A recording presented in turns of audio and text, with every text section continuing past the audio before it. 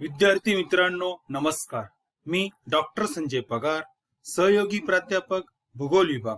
विद्यार्थी मित्रांनो, मी आपलं पुन्हा या ऑनलाईन लेक्चर मध्ये मराठा विद्याप्रसारक समाजाचे KRT arts, BH commerce and AM science, popularly known as KTHM college Nashik यातर्फे सहर्ष स्वागत करतो. विद्यार्थी मित्रांनो, आपण FYBA या वर्गातील प्रथम सत्र म्हणजे सेमिस्टर 1 मधील जो भूगोल विषयाचा पेपर आहे, प्राकृतिक भूगोल म्हणजे फिजिकल जॉग्राफी, या विषयाचं प्रकरण क्रमांक 3 जे आहे वातावरण, या संदर्भात चर्चा करत होतो. विद्यार्थी मित्रांनो, या पूर्वीच्या तासाला आपण हे जे प्रकरण आहे हे सुरू केलं होतं आणि या प्रकरणाचं आजचं किंवा या ऑनलाईन व्याख्यानाचं आपलं हे 20वे व्याख्यान आहे. या व्याख्यानामध्ये आपण प्रकरण क्रमांक 3 याचा जो उपघटक आहे, अत्यंत महत्वाचा उपघटक आहे, तो म्हणजे पृथ्वीवरील उष्णतेचा ताळेबंद किंवा याला त्या ठिकाणी इंग्लिशमध्ये हीट बजेट किंवा heat balance of the earth असं म्हणतात. आणि विद्यार्थी मित्रांनो, हा घटक अत्यंत महत्वाचा आहे.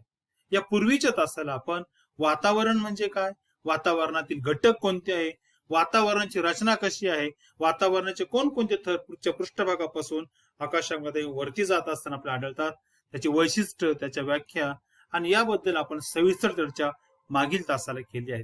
विद्यार्थी मित्रांनो, आज आपण आता मी जे सांगितलं त्या ठिकाणी की पृथ्वीच्या उष्णतेचा ताळेबंद असं त्याला म्हणतात, की त्याला वेगळी नावं आहेत. यालाच आपण पृथ्वीच्या उष्णतेचा ताळेबंदालाच आपण त्या ठिकाणी पृथ्वीचे ताप संतुलन असं म्हणतो, heat balance of the earth असंही म्हणतो, किंवा heat budget of the earth असंही त्याला आपण म्हणतो. नावं जरी वेगवेगळे असले तरी याचा सोपा अर्थ मी या ठिकाणी सांगतो की आपल्याला जी उष्णता आहे पृथ्वीवर सूर्यापासून जी उष्णता मिळते, ती उष्णता म्हणजे सूर्यापासून पृथ्वीवर येणारी उष्णता आणि पृथ्वीद्वारे उत्सर्जित होणारी आणि परत जाणारी उष्णता, यामध्ये एका प्रकारचं संतुलन राखलं जातं.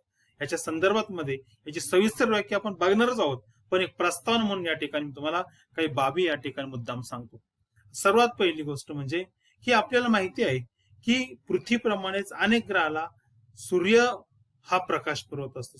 सूर्यापासून आपल्याला ऊर्जा किंवा उष्णता मिळत असते. आणि दर सेकंदाला म्हणजे सूर्यकिरण जे आहे, जे पृथ्वीच्या पृष्ठभागावर सूर्यापासून येतात, याचा त्या ठिकाणी वेग मी तुम्हाला सांगतो की दर सेकंदाला हे साधारणपणे 2,97,600 किलोमीटर किंवा 1,86,000 मैल इतक्या वेगानं ही सूर्यकिरणं म्हणजे सूर्यापासून जे किरणे येतात लघुलहरीच्या स्वरूपात, हे प्रवास करत असतात. आणि ही जी सूर्यापासून जी उष्णता त्या ठिकाणी पृथ्वीच्या पृष्ठभागावर येते, लहरीच्या स्वरूपात येते, यालाच आपण त्या ठिकाणी सौर शक्ती असं म्हणतो, सौर ऊर्जा असं म्हणतो. आणि ज्या वेळेला विद्यार्थी मित्रांनो, ही जी सौर ऊर्जा जी आहे ती पृथ्वीचा पृष्ठभाग, वातावरण ही त्या ठिकाणी शोषत असतं आणि पृथ्वी जी उष्णता शोषते ती पुन्हा वातावरणामध्ये उत्सर्जित करत असते. यालाच आपण उत्सर्जन असं म्हणतो त्या ठिकाणी. म्हणून दोन गोष्टी या ठिकाणी मी तुम्हाला परत एकदा सांगतो त्या ठिकाणी की सूर्यापासून पृथ्वीला आणि वातावरणात त्या ठिकाणी ऊर्जा मिळत असते, उष्णता मिळत असते त्या ठिकाणी. आणि विशेषतः सूर्याकडून जी उष्णता येते ती लहरीच्या स्वरूपात येते आणि या लहरीला आपण लघुलहरी असं म्हणतो. आणि ज्या वेळेला पृथ्वी संपूर्ण ऊर्जा म्हणजे त्यातील जवळपास 51% ऊर्जा पृथ्वीचा पृष्ठभाग शोषून घेतो आणि ही शोषलेली ऊर्जा पुन्हा वातावरणामध्ये सोडत असतो, याला त्याला उत्सर्जित करत असतो. ही ऊर्जा जी आहे ती दीर्घ लहरीच्या स्वरूपात वातावरणामध्ये जात असते. ही त्या ठिकाणी म्हणजे या दोन गोष्टी या ठिकाणी लक्षात ठेवायचे, कारण ज्या वेळेला आपण याचं सविस्तर चर्चा करू पृथ्वीचे ताप संतुलन, त्यावेळेला या बाबींचा संदर्भ आपल्याला त्या ठिकाणी. म्हणून या दोन गोष्टी लक्षात ठेवा की सूर्यापासून जी ऊर्जा येते पृथ्वीवर ती लघुलहरीच्या स्वरूपात येते, तरंगाच्या स्वरूपात येते त्या ठिकाणी. आणि ज्या वेळेला पृथ्वी या 100% ऊर्जापैकी जवळपास 51% ऊर्जा शोषण करत असते आणि शोषलेली ऊर्जा पुन्हा वातावरणामध्ये उत्सर्जित करीत असते आणि ती ऊर्जा कशाच्या संदर्भात करते, दीर्घ लहरीच्या स्वरूपात. या गोष्टी लक्षात ठेवायच्या विद्यार्थी मित्रांनो.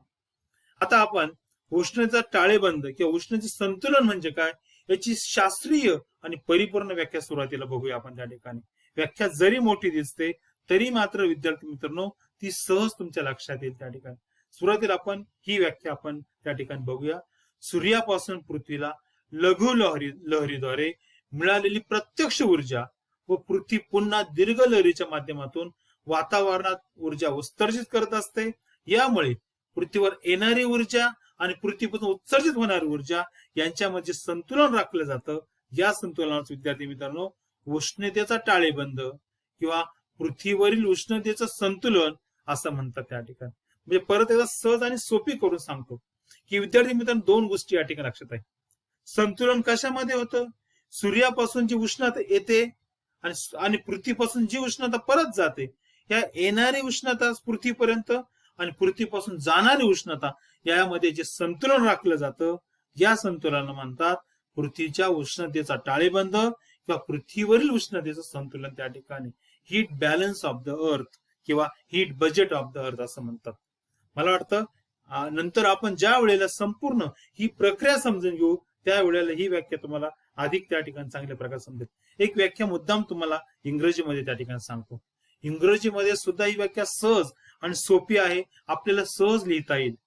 विद्यार्थी मित्रांनो ज्या वेळेला आपण एखादा ब्रॉड प्रश्न लिहितो, दीर्घोत्तरी प्रश्न लिहितो, अशा वेळेला जर तुम्ही एखादी व्याख्या इंग्रजीमध्ये लिहिली, सहज आणि सोपी असलेली व्याख्या लिहिली, तर मला वाटतं त्या उत्तराला तुम्हाला नक्कीच परीक्षकाकडून दाद मिळते आणि चांगल्या प्रकारचे गुण मिळतात. त्यामुळं मी आपल्याला त्या ठिकाणी सांगू इच्छितो त्या ठिकाणी ज्या वेळेला तुम्ही मोठा प्रश्न लिहाल लेखी स्वरूपात त्यावेळेला मात्र जर शक्य असेल त्या ठिकाणी एखादी व्याख्या इंग्रजीमध्ये लिहिली तर मला वाटतं ती अधिक परिणामकारक ठरते.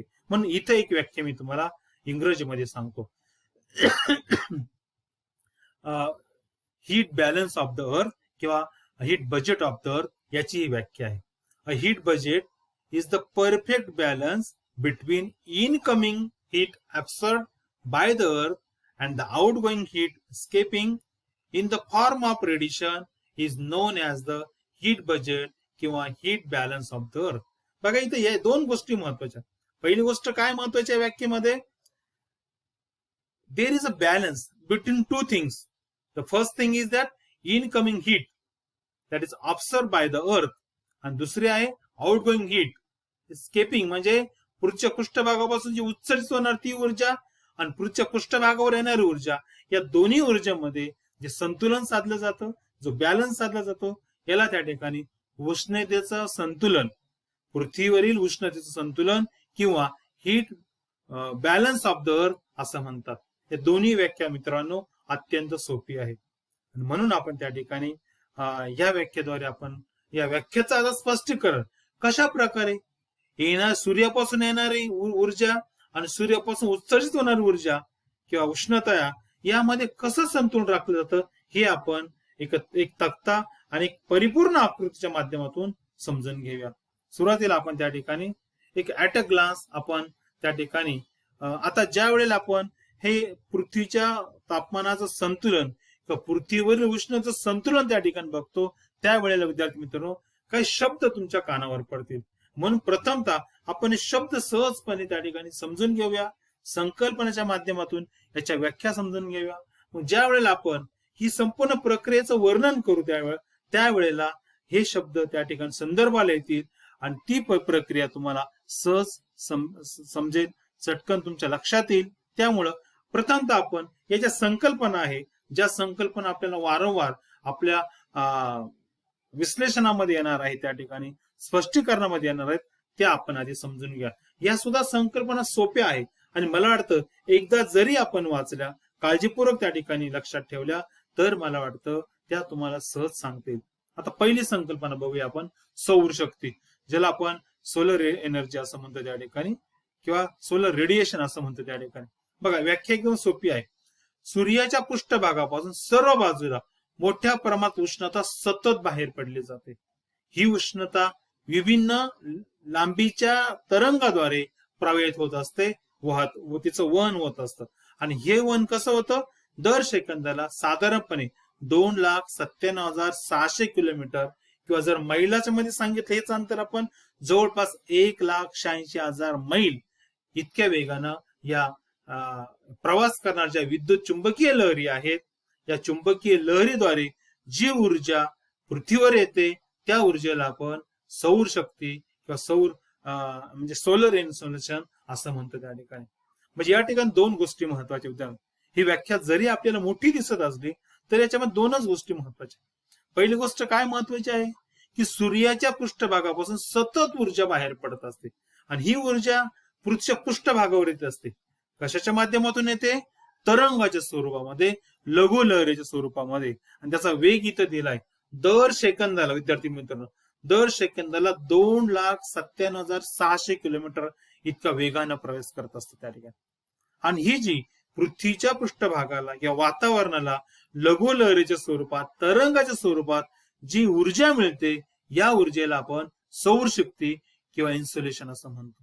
पण ही सुद्धा व्याख्या सहज तुमच्या लक्षात येईल त्या ठिकाणी. विद्यार्थी मित्रांनो, या ठिकाणी अॅमिनेशनच्या साह्याने मी दाखवले सूर्य आहे, सूर्यापासून पृथ्वीवर ही जी ऊर्जा येत असते ही लघु लहरीच्या स्वरूपात येते, तरंगाच्या स्वरूपात येते. हीच ती ऊर्जा की ज्याला आपण सौर शक्ती असं म्हणतो त्या ठिकाणी. त्याच्यानंतर दुसरी संकल्पना आपल्याला आपल्या विश्लेषणामध्ये येणार आहे, ती म्हणजे परावर्तन, ज्यालाच आपण विद्यार्थी मित्रांनो रिफ्लेक्शन असं म्हणतो. ही सुद्धा व्याख्या सोपी आहे. बघा काय आहे, वातावरणात विविध पदार्थाचे कण असतात आणि येणारी सौर ऊर्जा या पदार्थावर ज्या वेळेला पडते तेव्हा ती पुन्हा लहरीच्या स्वरूपात वातावरणात जात असते. यालाच परावर्तन असं म्हणतात. सहज सोपं आहे त्या ठिकाणी. म्हणजे सौर शक्तीच्या लहरीपेक्षा ज्या वेळेला पदार्थाच्या कणांचा आकार मोठा आहे त्यावेळेला ही प्रक्रिया घडते. आता विद्यार्थी मित्रांनो, आपल्याला सहज माहिती त्या ठिकाणी की ज्या वेळेला एखादा कण असेल आणि त्या एखादा पदार्थाचा कण असेल, म्हणजे वातावरणामध्ये धुळीचे कण आहे, जलवाष्प म्हणजे बारीक बारीक जलकण आहे त्या ठिकाणी, हे सर्व आहे त्या ठिकाणी. आणि ज्या वेळेला जी सौर ऊर्जा लघु लहरी स्वरूपात त्या कणावर आढळते त्यावेळेला त्या कणाला आढळल्यानंतर ती परत त्या ठिकाणी वातावरणामध्ये परावर्तित होते. आणि ही जी प्रक्रिया आहे या प्रक्रियेलाच आपण परावर्तन असं म्हणतो. ही सुद्धा संकल्पना आपल्याला अत्यंत महत्वाची आहे. विद्यार्थी मित्रांनो, ज्या वेळेला आपण विश्लेषण करू उष्णतेचं संतुलनाचं त्यावेळेला हा शब्द तुम्हाला त्या ठिकाणी परत संदर्भासाठी लक्षात ठेवावा लागेल. याच्यानंतर तिसरी जी संकल्पना आहे ती सुद्धा महत्वाची आहे, त्याला आपण विकिरण स्कॅटरिंग असं म्हणतो. याची व्याख्या काय आहे बघा, सूर्यापासून येणारी लघुलहरीच्या स्वरूपातील ऊर्जा जेव्हा विविध वायू, धूलिकण व जलकणाबरोबर अडवली जाते आणि अडवल्यानंतर पुन्हा ती विविध दिशेला पसरते, फेकली जाते, त्यावेळेला त्या प्रक्रियेला म्हणायचं विकिरण स्कॅटरिंग असं म्हणतात. आणि ही सुद्धा सोपी प्रक्रिया आहे की समजा लघुलहरी स्वरूपात जी ऊर्जा आली ती वातावरणामध्ये विविध वायू आहेत. आपण बघितलं की मागील दोन व्याख्यानापूर्वी आपण जे व्याख्यान घेतलं त्यामध्ये सर्व वायूंची चर्चा केली आपण. विस्तार नायट्रोजन सारखे वायू असेल, ऑक्सिजन सारखे आहे, कार्बन डायऑक्साईड यांचे प्रमाण अधिक आहे त्या ठिकाणी. आणि ज्या वेळेला या कण किंवा जलकण आहे, धुलीकण आहे, वेगळे प्रकार, सेंद्रिय धुलीकण असतील, सेंद्रिय धुलीकण असेल, या सर्वावर ज्या वेळेला सूर्यकिरणाच्या स्वरूपात येणारी ऊर्जा त्या ठिकाणी येते ती या कणांमुळे अडवली जाते आणि अडवल्यानंतर ती परत वातावरणामध्ये फेकली जाते, त्या ठिकाणी पसरते. याच प्रक्रियेला आपण स्कॅटरिंग असं म्हणतो. ही सुद्धा सोपी प्रक्रिया आहे विद्यार्थी मित्रांनो. चौथं संकल्पना आहे शोषण, ऍब्सॉर्प्शन. आता याच्यामध्ये काय आहे, जेव्हा सूर्याकडून येणारी लघुलहरी स्वरूपाची ऊर्जा आहे ती वातावरणाची वायू, धुलीकण, जलकण यांच्याद्वारे काही प्रमाणात शोषली जाते विद्यार्थी मित्रांनो. आणि ज्या वेळेला या पदार्थाकडून, या घटकांकडून शोषली जाते, या शोषण होण्याच्या प्रक्रियेला, शोषली जाण्याच्या प्रक्रियेला त्या ठिकाणी शोषण असं म्हणतात. म्हणजे ही परत परावर्तित होत नाही आणि बाहेरही फेकली जात नाही. त्या ठिकाणी येणारी ऊर्जा, हे जे घटक आहे त्यांची जी कॅपॅसिटी आहे तेवढ्या प्रमाणामध्ये ती काय करते, शोषून घेते. म्हणून या प्रक्रियेला, पूर्ण प्रक्रियेला शोषण असं म्हणतात. या ठिकाणी उदाहरण मी तुम्हाला देतो विद्यार्थी मित्रांनो. आता समजा तुमच्याकडे स्पंज आहे, एखादा स्पंज आहे जो आपण त्या ठिकाणी एखाद्या गाडीचं शीट असेल त्या ठिकाणी वापरतो आपण. पण ज्या स्पंजची सुद्धा कॅपॅसिटी असते त्याच्यावर तुम्ही पाणी ओतलं, सुरुवातीच्या काळामध्ये काय होईल, ते पाणी तो शोषून घेईल, पण त्याची पाणी शोषून घेण्याची प्रक्रिया म्हणजे कॅपॅसिटी संपली की उरलेलं पाणी काय होईल, बाजूला पसरेल. अशाच प्रकारे या ठिकाणी धुलीकण असेल, जलकण असेल, यांची कॅपॅसिटी असते. त्या कॅपॅसिटी पर्यंत ती ही जी लघुलहरी स्वरूपात येणार ऊर्जा आहे ती शोषण करत असतात. म्हणून या प्रक्रियेला आपण शोषण असं म्हणतो. विशेषतः नायट्रोजन, ऑक्सिजन यासारखे वायू ही ऊर्जा मोठ्या प्रमाणात शोषून घेत असतात त्या ठिकाणी. पुढची संकल्पना आहे भूधवलता, ज्याला आपण अल्बेडो असं म्हणतात. आता बघा विद्यार्थी मित्रांनो, सूर्याकडून जवळपास 100% ऊर्जा येते असं मानूया.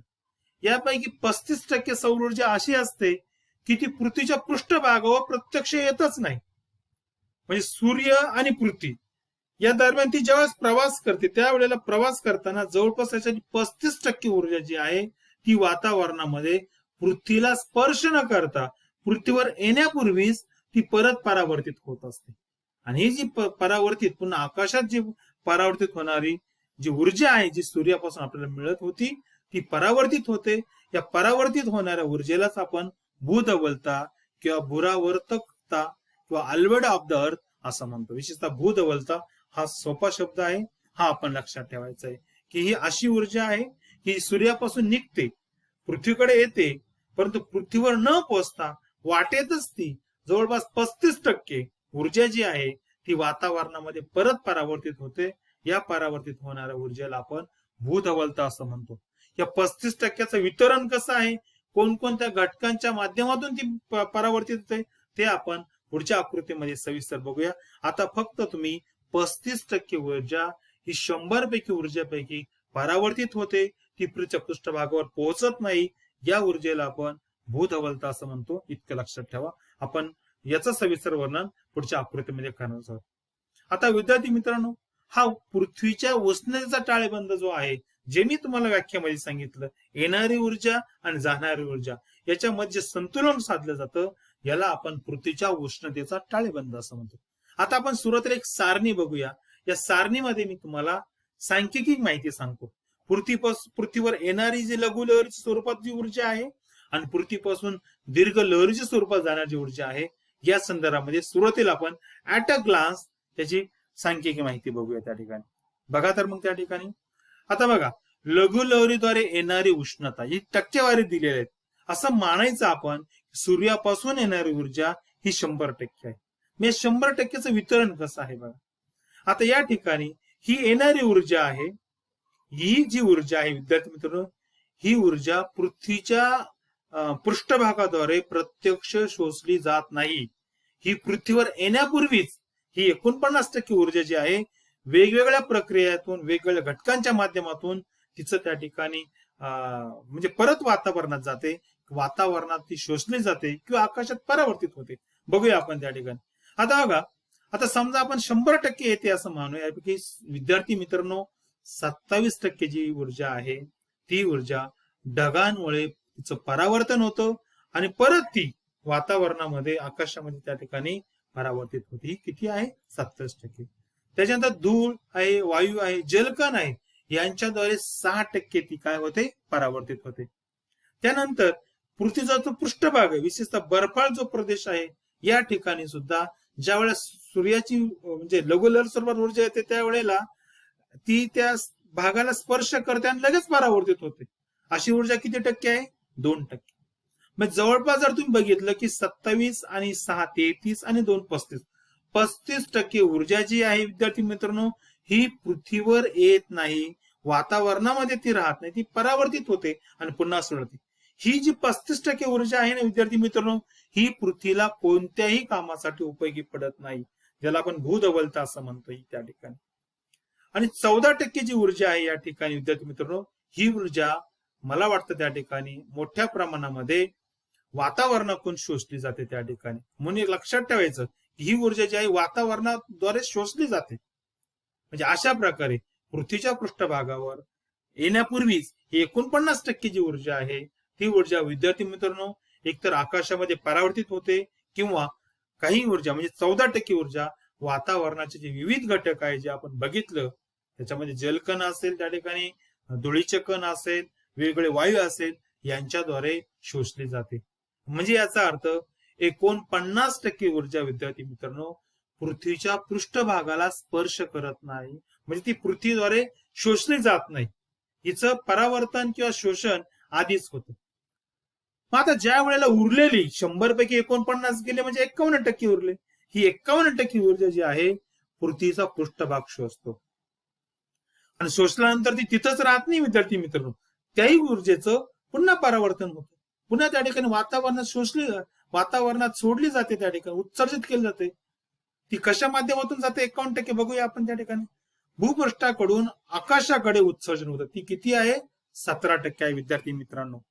त्याच्यानंतर वातावरणाकडून शोषण, जसे येताना उष्णता शोषली जाते वातावरणामध्ये, तशाच प्रकारे दीर्घ लहरीच्या स्वरूपात ज्या वेळेला पृथ्वीनं शोषलेली 51% ऊर्जा पुन्हा वातावरणामध्ये सोडली जाते. यापैकी 6% जी ऊर्जा आहे पुन्हा वातावरणाचे जे घटक आहे त्यांच्याद्वारे शोषली जाते. त्याच्यानंतर अभिसरण प्रक्रिया खूप महत्वाची आहे. आपण वातावरणाचं स्तरांची रचना बघत असताना तापमानामध्ये मी याचा उल्लेख केला होता की अभिसरण ही प्रक्रिया तापमानामध्ये, आणि अभिसरण प्रक्रिया जी घडते या प्रक्रियेच्या माध्यमातून उत्सर्जित होणारी ऊर्जा 9% आहे विद्यार्थी मित्रांनो. ही सुद्धा मग त्या ठिकाणी वेगळ्या प्रकार असेल, विषुववृत्तावर असेल, जलचक्रामध्ये असेल किंवा वेगळ्या ठिकाणी अभिसरणाची जी प्रक्रिया होते या प्रक्रियेद्वारे जवळपास 9% ऊर्जा विद्यार्थी मित्रांनो वातावरणामध्ये त्या ठिकाणी वापरली जाते. त्यानंतर सांद्री भवनाची जी प्रक्रिया आहे, सांद्री भवन सुद्धा जलचक्राचा एक अत्यंत अविभाज्य भाग आहे.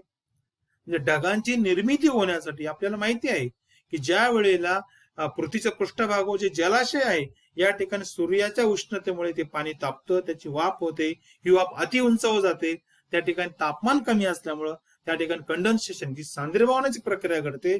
याच्यातूनच विद्यार्थी मित्रांनो ढग निर्माण होतात आणि पाऊस पडतो. आणि या सांद्रीभवनाच्या प्रक्रियेतून जवळपास 19% ऊर्जा जी आहे ती वापरली जाते, उत्सर्जन होत असतं. अशा प्रकारे पृथ्वीवर येणारी जी 51% ऊर्जा आहे ती पृथ्वीने शोषली तर वेगवेगळ्या माध्यमातून तिचं पुन्हा उत्सर्जन होत असतं, तिचा वापर होत असतं. पृथ्वीजवळ काही ऊर्जा राहत नाही. म्हणजे येणारी ऊर्जा, जाणारी ऊर्जा यामध्ये जे संतुलन राखलं जातं यालाच आपण उष्णतेचं, पृथ्वीच्या उष्णतेचं संतुलन असं म्हणतो, ताळेबंद होतो. आता आपण हा तक्ता बघितला. आपण याच्यानंतर आपण हाच तक्ता आपण आकृतीच्या माध्यमातून समजून घेऊया, म्हणजे तुम्हाला अधिक परिणामकारक विद्यार्थी मित्रांनो ते समजेल. बघा आता सूर्य आहे, सूर्यापासून आपण कल्पना करूया 100% ऊर्जा जी आहे ती पृथ्वीच्या पृष्ठभागावर येते.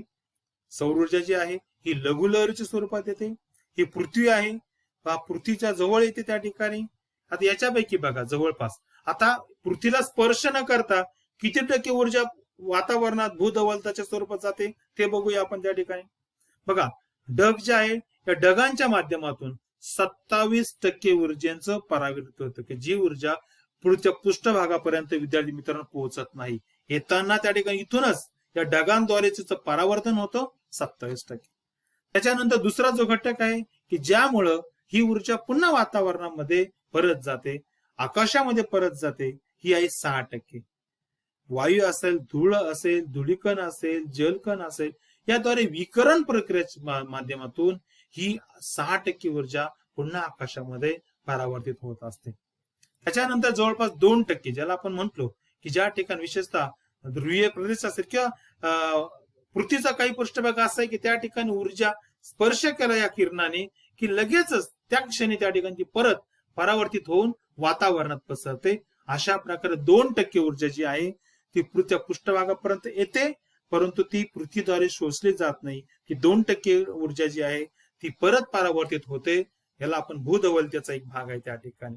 आणि त्याच्यानंतर विद्यार्थी मित्रांनो की जवळपास वातावरणामध्ये सुद्धा 14% जो वातावरणाचा थर आहे 14% उष्णतेचं जे लघुलहरी स्वरूपात सूर्याकडून येते हिचं त्या ठिकाणी शोषण होतं.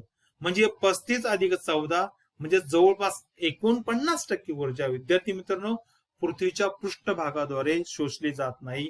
ती परत वातावरणात जाते किंवा आकाशामध्ये परावर्तित होते किंवा वातावरणामध्ये शोषली जाते. आणि फक्त 51% जी ऊर्जा आहे विद्यार्थी मित्रांनो ती पृथ्वीचा हा जो पृष्ठभाग आहे या पृथ्वीच्या पृष्ठभागाद्वारे प्रत्यक्ष शोषली जाते. आता शोषलेली ऊर्जा सुद्धा तिथं तशीच राहत नाही विद्यार्थी मित्रांनो, ती परत वेगवेगळ्या माध्यमातून वातावरणाला परत दिली जाते, आकाशात पुन्हा सोडली जाते किंवा वेगवेगळ्या प्रक्रियासाठी वापरली जाते. ते आपण बघूया. आता 51% जी ऊर्जा आहे हिचं त्या ठिकाणी कशा प्रकारे वापर होतो, कशा प्रकारे तिचा क्षय होतो ते आपण बघूया त्या ठिकाणी. पहिली गोष्ट त्या ठिकाणी आता इथं जे मी सांगितलं की हा 49% मी आत्ताच सांगितलं तुम्हाला की हा भाग पृथ्वीला प्रत्यक्ष शोषला जात नाही, पृथ्वीपर्यंत पोहोचत नाही.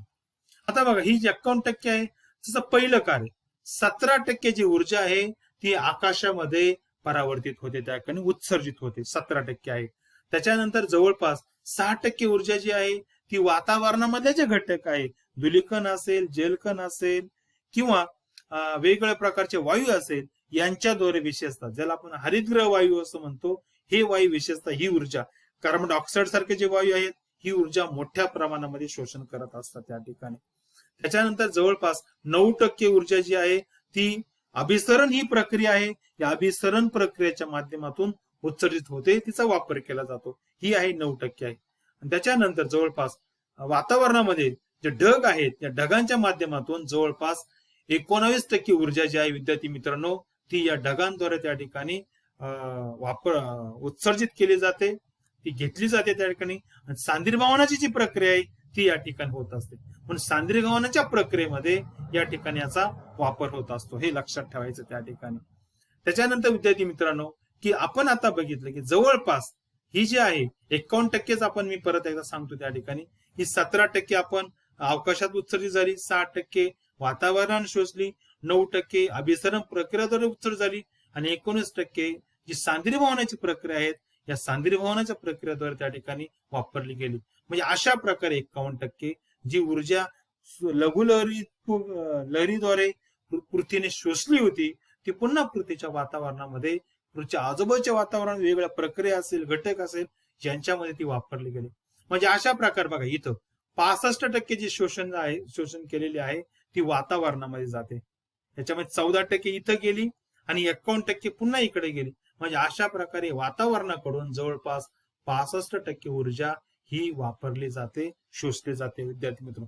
अशा प्रकारे येणारी 49%, जाणारी 51%, म्हणजे 49 अधिक 51, 100% जी ऊर्जा आहे, जी सूर्याची जी सौर ऊर्जा जी होती, ती त्या ठिकाणी तिचं संतुलन राखलं जातं.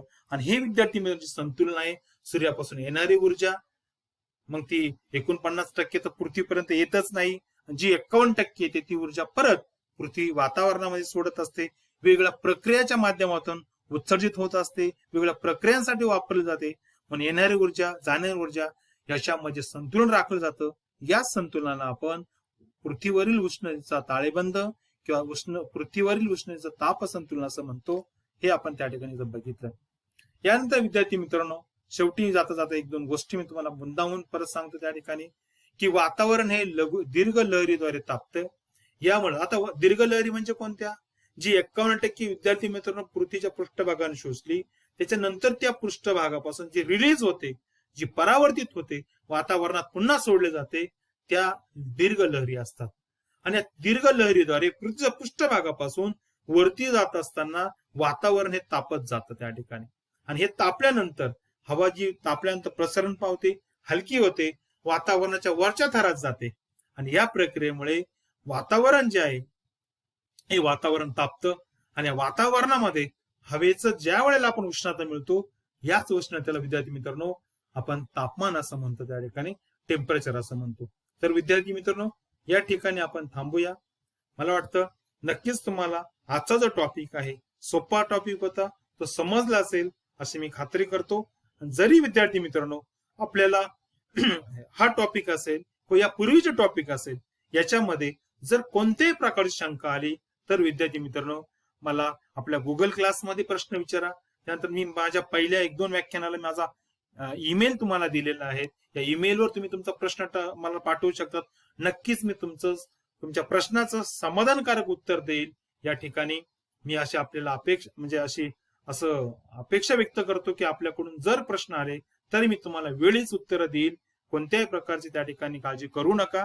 आपल्या शंका बिनधास्त त्या ठिकाणी मला ईमेलद्वारे कळवा, गुगल क्लासरूम मध्ये मला तुम्ही विचारा, आपण त्यावर चर्चा करू. तुम्हाला समाधानकारक असं उत्तर माझ्याकडून नक्कीच मिळेल. विद्यार्थी मित्रांनो, पुढच्या ऑनलाईन व्याख्यानामध्ये आपण अतिशय महत्वाचा पुढचा जो घटक आहे तो म्हणजे हवेचा जो दाब आहे, एअर प्रेशर म्हणतो आपण त्याला, हवेचा दाब, आणि त्या संदर्भामध्ये वाऱ्याची निर्मिती कशी होते, म्हणजे हवेचा दाब आहे त्याचं मोजमापन कसं करतात, हवेच्या दाबाचं वितरण काय आहे, हवेचा दाब जगामध्ये काही ठिकाणी कमी, काही ठिकाणी जास्त का आढळतो, त्यामागे कोणते घटक कारणीभूत आहे, या सर्वांची शास्त्रशुद्ध चर्चा सविस्तर चर्चा आपण पुढील व्याख्यानामध्ये करूया. त्या ठिकाणी मी थांबतो. धन्यवाद.